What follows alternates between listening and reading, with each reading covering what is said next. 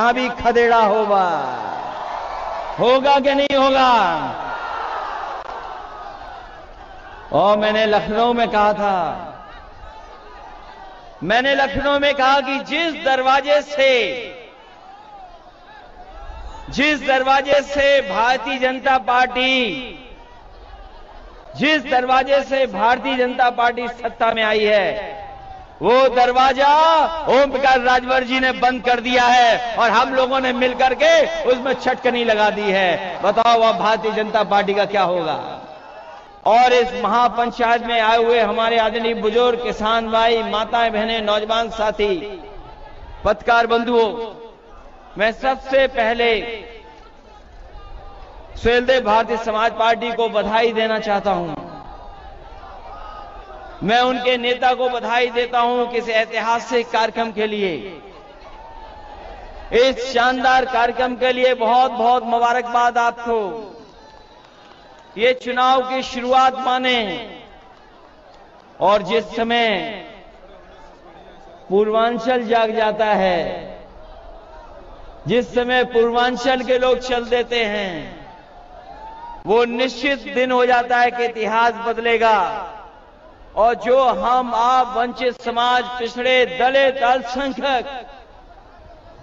जिनको अधिकार नहीं मिले, जिनको सम्मान नहीं मिला, मुझे पूरा भरोसा है कि आने वाले समय में जो चुनाव होगा, उत्तर प्रदेश से भारतीय जनता पार्टी का सफाया होने का काम होगा।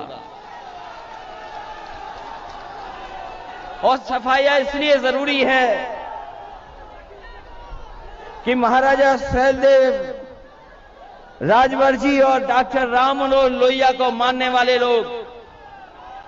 और बाबा साहब भीमराव अंबेडकर जी के सिद्धांत पे चलने वाले लोग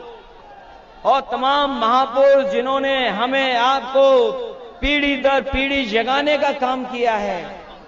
उन सबके सिद्धांतों पे हम लोग चलने वाले लोग हैं। इसलिए एक होकर के जब आगे चलेंगे, आगे एक होकर के संघर्ष करेंगे, तो इस ताकत का कोई मुकाबला नहीं है, कोई मुकाबला नहीं है। ये जब रैली अनाउंस नहीं हुई थी, इस कार्यक्रम का फैसला नहीं हुआ था, तो आकलन करने वाले कुछ आकलन कर रहे थे कि कौन कितनी सीटें जीतेगा। लेकिन जैसे ही गठबंधन हुआ है, लोगों ने, जिन्होंने आकलन करना शुरू किया था,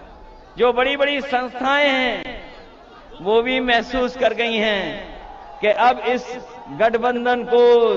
कोई रोकने वाला नहीं है। जो मैंने पहले कहा था, पहले भी कहा मैंने और फिर कहता हूं इस मैदान में, और इस भरोसे के साथ कह रहा हूं कि जब